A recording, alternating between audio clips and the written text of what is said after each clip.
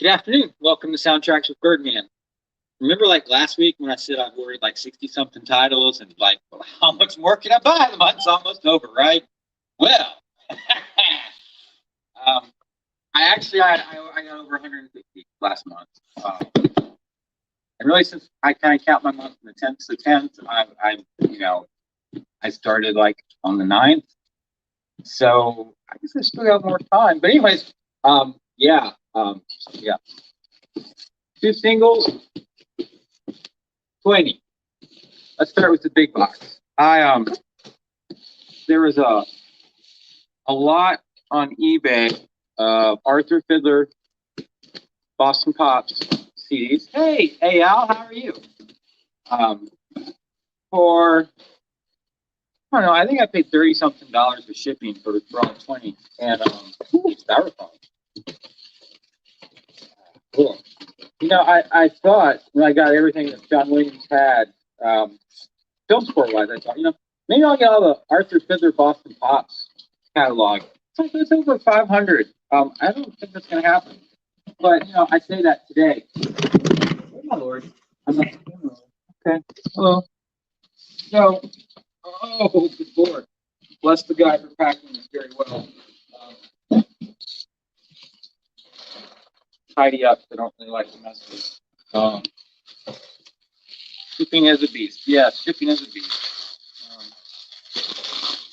Okay. So, we have, oh my Lord, The Enchanted World of the Boston Pops. This looks very psychedelic. Like you ate mushrooms in the backyard. I'm not encouraging that. I'm not saying you should. Oh, hey, it's gatefolded too. Check that out. Cool. The world's favorite light classics. Still kind of 60s looking to me. Greatest hits of the 70s. I was born in the 70s. World's Greatest Dances. It's got a hot belly dancer on the cover, and I have three of them on the reverse side. Grand Opera Gala for Orchestra and Chorus, Volume 2. Volume 1's in here. Stars and Stripes. Okay. Symphonic Bach, still in plastic wrap. This is a very clean cover. Glenn Miller's Biggest Hits. Very clean cover. Like, unreal how clean this is. 1969. Old Timers Night at the Pops.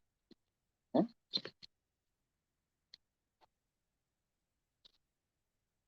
Mr. Strauss Comes to Boston. Okay.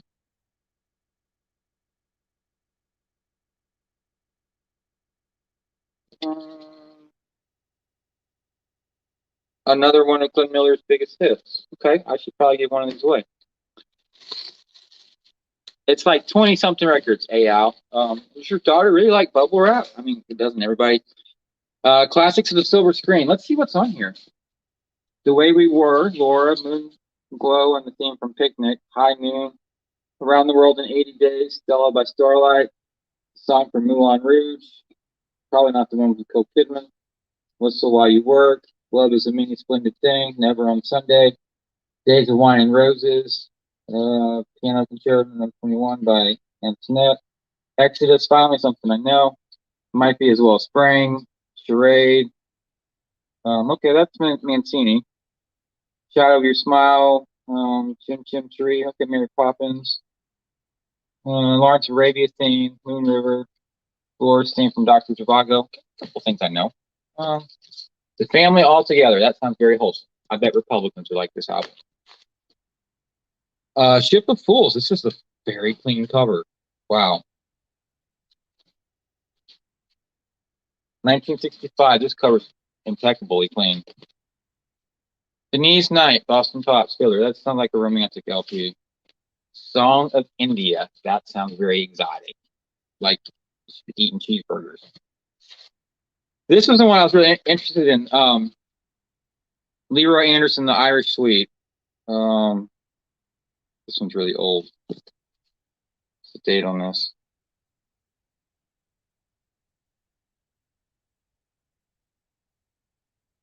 I don't find a date on this is like the sleeve that you find 78s in, and the guy said it was in fair condition. So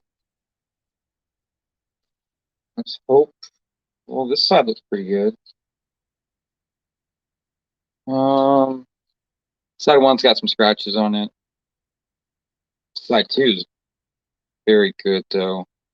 So let's hope. Well, I hope this plays. This is the one that I really wanted. I found another copy of it for like around $50.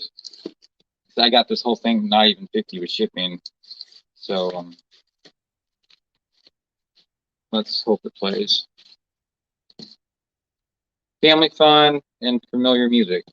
Okay. Gershwin, Rhapsody in Blue, Concerto in F. Yeah, I'll be looking forward to this one. Looks like a really old sleeve as well.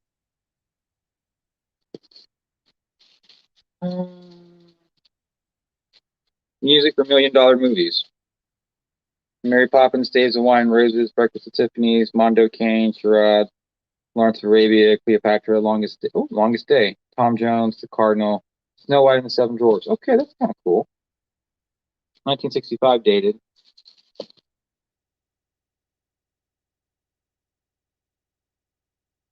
Is your husband going this July 4th to see the Boston Pops? Are they doing the 4th of July concert this year? Or has he seen them in the past? And the final one, Pop Stoppers. It's got like some. I guess those are female. I don't. Maybe they're fluid. I don't know. Whatever the term is. Um. Anyways, that's this box. This is exciting. This is like I didn't buy like an entire year's worth of music in the past month. I bought probably half a year's worth of music in the past month. I know I bought over 100 LPs last year. No, I probably bought close to 200 CDs. So yeah, I did close to a year's worth. I probably bought a normal person's year's worth of music. Don't ever store your LPs like this. That's just kind of like can. It's kind of saves like 2 seconds. Okay, save that for last. Okay, I was on YouTube. I know, hard to believe. A couple weeks ago, and the Dallas Winds Orchestra or something like that popped up on a suggestion. It's John Williams. I'm like, okay, I'll click on that. And it was amazing job. These people do amazing job. And I actually found out that they had a CD that was also available on LP. And I went over to eBay and I snatched it up because I found one that wasn't, ridiculous amounts of money. And it took forever to get here from, where did this come from? Burbank, California. What is it with the mail coming out of California? Yeah, John Williams has the movies. Why do you not ship these in the actual sleeve? Find that line. There's the cover. And it opens up. It's got a whole lot of words that I will not read.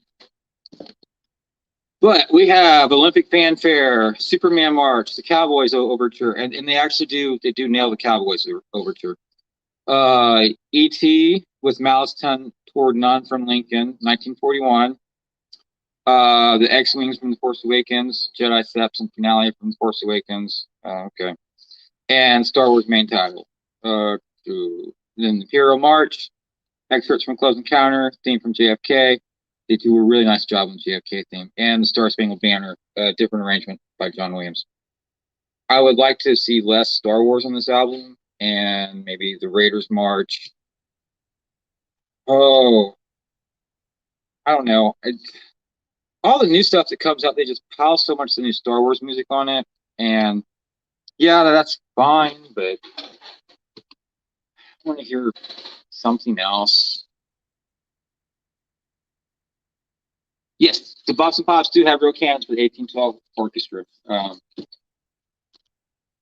Here's the actual LPs. We're going to slide these in here. This is a 180 gram vinyl, by the way, so that's good. It's got a nice back to it.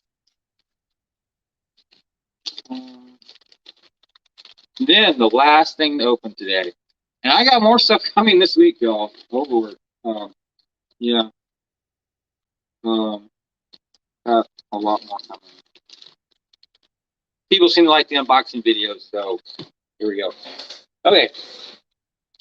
Long time ago, I was at Symphony Hall, see John Williams in concert, and I had to go to the bathroom.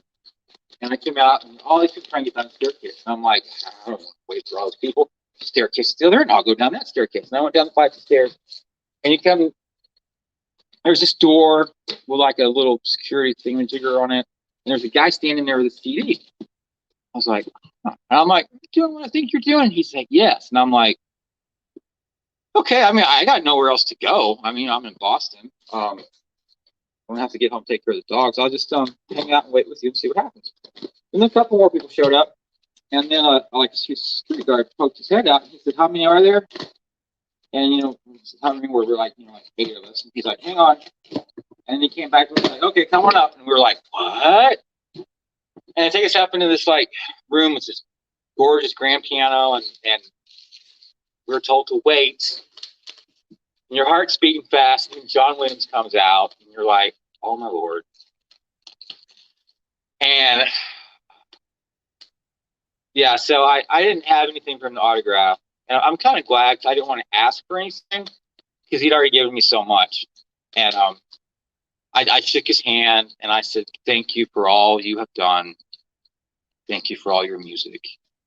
And I told him, all the wonderful memories I have that were just brought to life from listening to his music over and over again.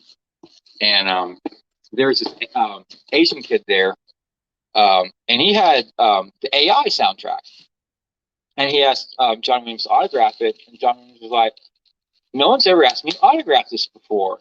Why this one?" And the kid said that it gave him hope. And John Williams seemed very touched by that. And I was like, that's really cool. But anyways, in this box, I've been trying to get a John Williams autograph for a while. And if you look on eBay, sell a kidney or a liver or whatever you want to sell. And I was piddling around on Etsy, and they had a copy of The Fury, which I greatly enjoyed this film score, autographed by John Williams, and it was affordable in quotes. Yeah, that was kind of beat up, but that's okay. And checking out the record was good. Boy, it's gonna get framed. But yeah, The Fury, autographed by John Williams. Yeah. So,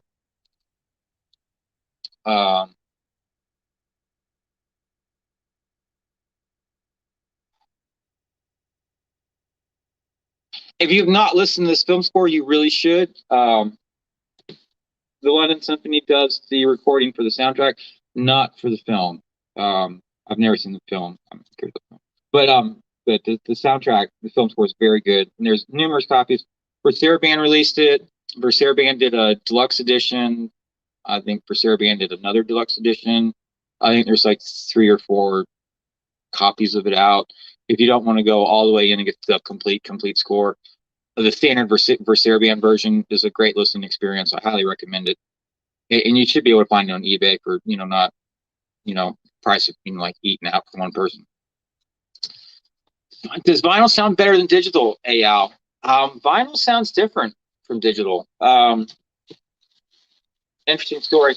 Lord Huron, Strange Tales. It's an album, came out several years ago. I've got it on CD and I listened to it on YouTube for years. And they had it at Barnes & Noble, and I picked it up on vinyl. It was one of the purchases for the past month.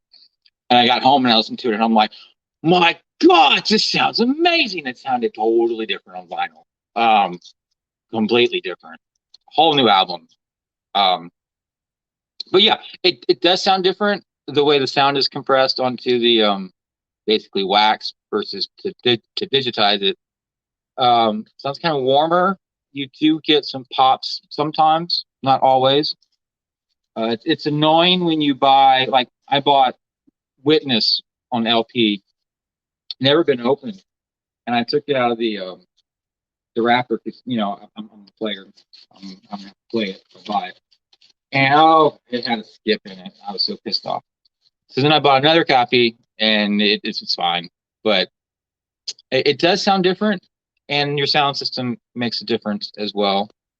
Um, Alistair says you can't replace the sound and feel of vinyl. Yeah, I never thought I would care much about vinyl. I worked with a guy, um, and he was like he's not a hipster, but he's kind of hipster. He's kind of like older dad hipster, but not in a creepy way. And he was always talking about vinyl, always, always, always. And last summer when I was doing the great house reworking, I came across like 4 or 5 LPs I don't remember buying. I had Superman 1941, Jaws, uh, Jane Eyre, something else, and all of them were ruined except for Jane Eyre. They were all warped. But then I bought a record player and I started buying some LPs, and I bought another record player and I bought more LPs. And I'm about to buy another. Audio Technica makes a couple models you can play 78s on, and you can digitize them and make CDs. So I'm going to do that because I've got some old John Williams stuff that's not available on CD. And plus, the thrift store down the street, they've got the motherload of 78s from the early 1900s. They're all European orchestras doing classical music. I'm like, wow, this would be cool to have. But yeah, vinyl does sound different from other forms of media. And you don't think you're sensitive to sounds, you can't tell much. I understand that too, Al. I was looking at a TV the other day, and it's like, dude, I want the UH. I don't know what the hell they are, but there's different TVs. I don't really watch TV. But anyways, John Williams autographed The Fury, and I didn't have to sell a kit to get it. Yeah. Do I still want Raiders of the Lost Ark autographed by John Williams? Yes. Behave. Am I going to drop 4 figures for it? No. Nope, I'm not. Well, if anyone's got one, they want to just, send me, let me know. Yeah, I'm real glad to have this. I'm very grateful for this. I will frame this and put this up in my bedroom. I've also got Howard Shore. He did a thing for a charity auction. He wrote out the theme to the Shire from The Hobbit, from the Lord of the Rings, and it's the theme. It's the musical notes, and it's signed Howard Shore. I got that. I need to get that framed, and I've got Ennio Morricone's autograph and someone else. I forgot who it was. But anyways, John Williams, The Fury. And if you haven't listened to this score, go out and listen to The Fury.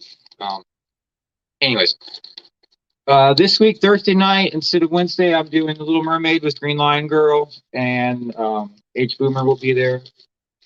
I may have something on Wednesday night. I do not know yet. I'll probably know by tomorrow. So, anyways, thank you everyone for tuning in. More to come. I've got a set of 30 soundtracks coming. I've got